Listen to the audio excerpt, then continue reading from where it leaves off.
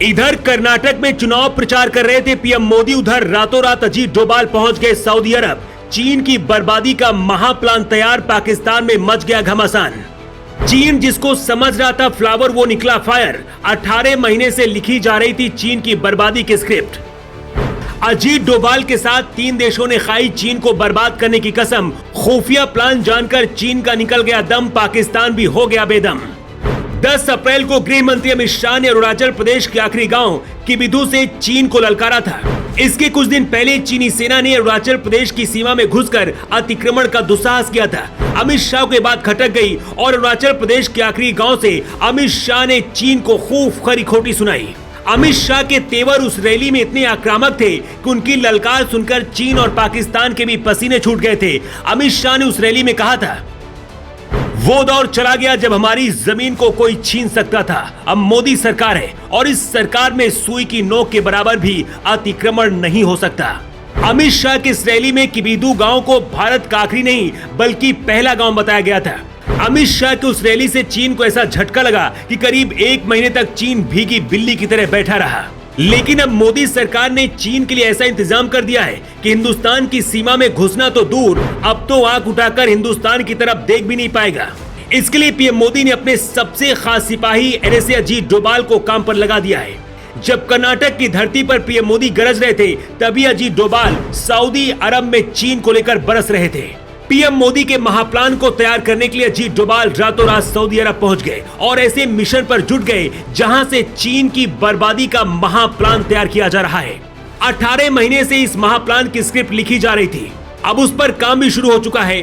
डोभाल ने चीन की बर्बादी को लेकर एक ऐसा महाप्लान तैयार किया है जिसे देखकर शी जिनपिंग के तोते उड़ गए हैं। पूरे पाकिस्तान में मातम सा छा गया है। अजीत डोभाल के साथ इस महाप्लान में 3 देश और शामिल हैं। ये प्लान क्या है और वो 3 देश कौन से हैं जिन्होंने चीन की बर्बादी को लेकर कसम खाई है? उनको जानने से पहले आपको बता दें कि हमेशा से चीन का खाड़ी देशों में दबदबा रहा है। इन देशों में चीन काफी तेजी से इन्वेस्ट भी कर रहा है। चीन चाहता है कि उसका दबदबा इन देशों में बरकरार रहे, लेकिन अब चीन के मंसूबों पर पानी फिरने जा रहा है।